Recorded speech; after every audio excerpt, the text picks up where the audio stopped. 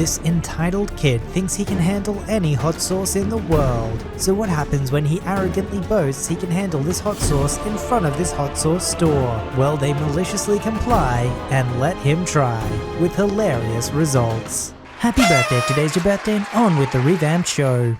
I used to wait tables in an upscale restaurant that was known to be the place to have your holiday or office parties. Great money if you got the right group. The menus were preset, the wine and liquor was preset, and it was all auto-graded at 18%. All of it was in the contract the host signed pre-event. Usually the host would make themselves known fairly early on, so you would know who to talk to if there was an issue, and who to give the check to at the end of the night. One night I am splitting a party of 30 to 40 with another server. This event had top tier food and mid-level wine and booze. Very nice. A small group of 5 to 6 people arrive a bit ahead of schedule. 2 guys and 3 to 4 women. Not a problem. It's actually nicer if they slowly roll in so we can get drinks started. I walk over, introduce myself and the other waiter, and ask for drinks. Now this was back in the early 2000s, and chads weren't a thing yet. But the 2 guys were the chattiest chads. If they could have popped their collars in their suits, I'm sure these guys would have found a way. Super Chad 1. Me and my bro are going to start with a round of Johnny Walker Blue,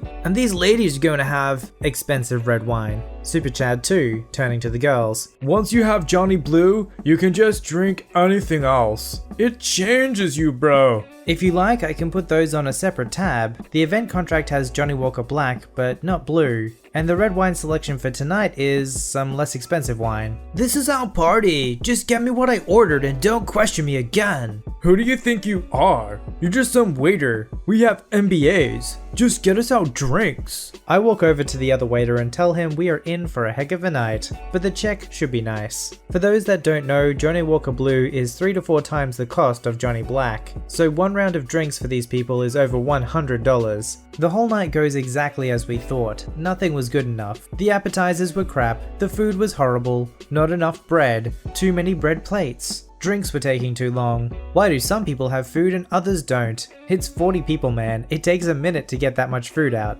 To make it worse, Chads and Co are all over the place, moving seats and making others move so they can talk to who they want. This makes serving horrible because we did everything by seat number. Surprisingly, most of the table was normal, not entitled people, and who knew the waiters are people too. They were impressed by the food and graciously ordered the drinks that were in the contract. One older gentleman at the other end of the table from the Chads apologized for their behavior, saying they might have fancy degrees and good jobs, but you can't teach class. Love that guy. Finally they are winding down, and after drinking almost a full bottle of Johnny Blue, along with all the other food and drinks, they have a very hefty check, and the other waiter and I are excited to get paid. We start picking up the dessert plates and asking for last drink requests. The nice older guy at the end of the table says to bring him the check. Not wanting any more interaction with the Chads than necessary, I bring it to him. I tell him I can take care of it whenever and go about clearing the table. A few minutes later, he calls me over. Maybe there was a mistake in ringing up the drinks. There's almost $600 for Johnny Blue, when the contract I signed only included Johnny Black, and there are some single glasses of wine that are different from what we agreed upon. No mistake, sir. That is what was ordered and drank. He is being awesome and I feel bad. Why did you give the drinks to them when we clearly had a contract? I apologize, sir. They told me that this was their party, and since I was just a waiter, to shut up and do what I was told. So I did. I'm sorry. I took them at their word. I point them out and he calls them over. What follows was the singularly greatest butt chewing I have ever been witness to. He goes on about how he was doing something nice, but apparently that wasn't enough. About how horrible their behavior was that night, and how he is ashamed for them. But my favorite line was how you see a person's true colors in how they treat people that work for them, and they had shown theirs. Then he calls me back over. Apparently I thought this was my party. Guess I was wrong. This is their party and they will be taking care of the check. Oh, and up the gratuity to 25%. You earned it. He turns around and walks off, leaving the Chads with the check. All in all, it was about $3K. I have never seen 2 grown men look so defeated. Johnny Blue, man, it changes you, bro. I don't know if these guys think they're really sophisticated, simply because they have a tertiary education. Obviously they thought they could take advantage of the fact that they weren't going to have to pay the bill. So it's nice to see people who behave like that, especially when they mistreat waiters, just because they think they're better than them, get it all shoved right back into their face. And probably where it actually hurts the most, their wallet. I work in a hot sauce store in a busy outlet mall. We're a well-liked, locally owned business and have many loyal returning customers. But at this particular location, we also get a lot of tourists who are curious about our challenge items, or Hot Ones products. We have a large variety of samples available every day, literally like 100 hot sauces, 50 plus barbecue wing sauces just out on the table, and we can pull another 50 plus bottles or so from the fridge if one's open. Every so often, we get people who come into the store and ask to try the hottest sauce. They love jalapenos in their burritos and have eaten habaneros straight, and they're ready to enter the ring, swallow some sauce, and gain the admiration of a couple friends and bystanders at the cost of a stomachache. We usually try to guide them to the 10th hottest sauce in the store, burn them with it, and move on to something mild or medium suited to their taste. Today, while I was selling items to people who were actually paying for things, a 10 or so year old boy enters the store. I always get wary when children enter the store alone because it is full of glass bottles. They usually dart straight for the shelves and pick something up, but this child came barreling towards me like a bullet. While I make change for the couple buying some sauces, he calls out to me, "Excuse me," in horrendous whiny pitch. I ignore the rude interruption and continue my conversation with my customers. He parrots it again 12 times or so back to back, as I thank these people and get them out of the store. Finally I turn to him. "How can I help you? Where the heck is this kid's parents?" "Hi, can I try the hottest sauce in the store?" Not this crap again. I am not dealing with this. Not with a 10-year-old kid. I explained to him that the hottest sauce on the table is Hellboy, right hand of doom. It's spiked with a 6.66 million Scoville extract. And honestly, if you're not experienced with this kind of stuff, more than just a tiny bit can really mess up a good part of your day. Take my word for it. I explained to him that he has to be 19 years old to try it and sign a waiver, which is bullcrap, but I'm off in 30 minutes, so screw this kid. And instead guide him to a tasty fermented habanero that he coughs his eyes out on before explaining to me that he could handle the right hand of doom because his dad eats spicy peppers with him all the time. "Okay," I say. He leaves, thank goodness. 15 minutes later I'm interrupted by another customer, this time a gigantic woman in a blue blouse. She's set next to my sample table like a giant blueberry blocking up 20% of my floor space. "Excuse me." Apple doesn't fall far. The customers I'm with are polite and excuse me to speak to her. "You didn't let my son try the sauce." I explain to her that it has extract in it several times hotter than anything he has ever eaten, and that it can cause him severe discomfort, and that I will not let him try it in my store.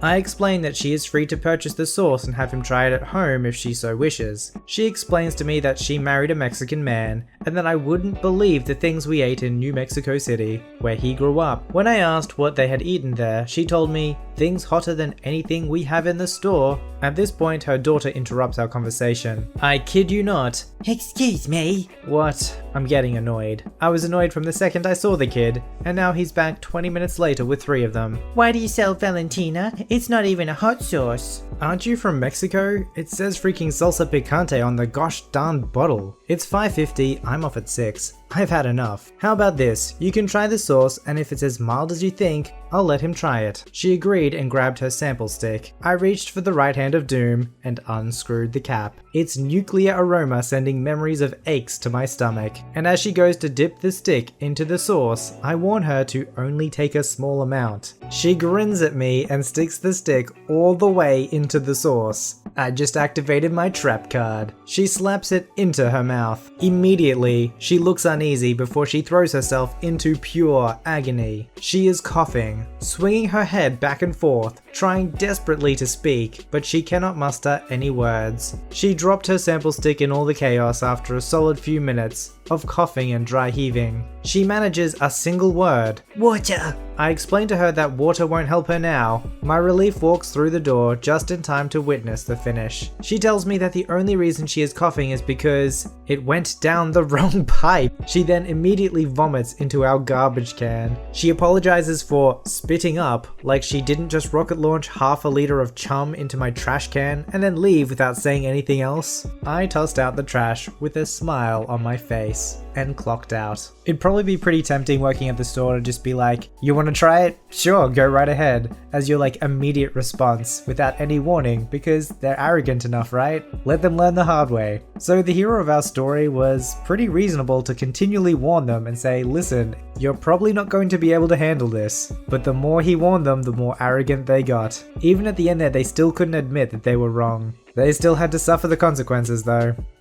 About 20 years ago, I was dating the man I would later marry. He had an apartment that was a quad, but wasn't surrounded by the best neighbors. It was sold, but he was kept on as a tenant by the new landlord. He wasn't a bad landlord per se, but he fancied himself a handyman, and he was cheap, so the washer and dryer, included in the rental, both break, and the landlord comes in to fix my boyfriend's setup. It works, but only temporarily, and they keep breaking over and over again. It goes on for months. Boyfriend, who is our model tenant, finally complains lightly, saying that he's been going over to his mum's to do laundry, but sometimes he has to do it late, so he's been having to spend money at the laundromat. The landlord says that my boyfriend can bill him for the laundry, and the landlord would reimburse if things break down again, and to make sure it's all documented by time, date, and amount. Then the landlord says he's going to take a look at it right now, confident, somehow, in the skills that he hasn't shown. They broke again. I'm far less tolerant about these things, but my significant other doesn't like to be any trouble to anyone. Still, he's really tired of not being able to do his laundry at home, but thought it was really good of the landlord to offer to pay for his quarters at the laundromat. Bless his heart, and cue malicious compliance. This problem has gone on for 6 months, and I'm going to be solving it.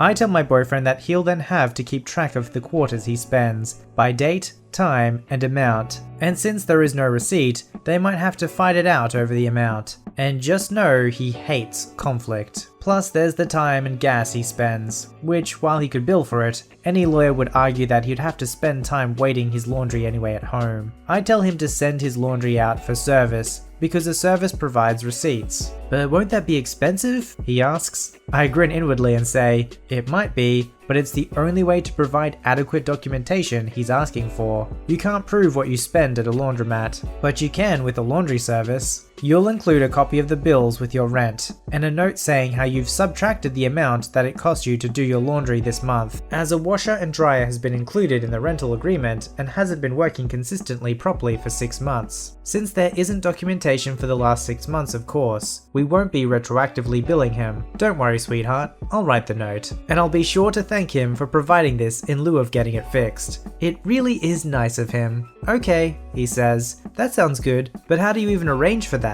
I know dry cleaning, but this is just laundry. I'll take care of the details, no problem, I reply. They charged by the pound and load, so I made sure to also include all the stuff he had put off washing, since it wasn't a top priority. He'd only been doing the essentials for fear one of the other would break mid-cycle, and because he felt he was taking advantage of his mother. And boy howdy, it really was expensive having a laundry service do all his laundry. I arranged for regular pickup and drop-off that was convenient for my significant other. They even folded his underwear. The rent check he handed over was substantially lighter by more than $200, but all receipt copies did have the time, date, and amount. Faced with the prospect of such a bill each month, the landlord scheduled an actual repairman to fix the machines 1 day after rent was handed over. If it's his job to replace it, the reality is he should pay one way or another. It's only until you create the incentive that the laundry service is the much more expensive way to go that he actually decided, I guess I probably should actually do something.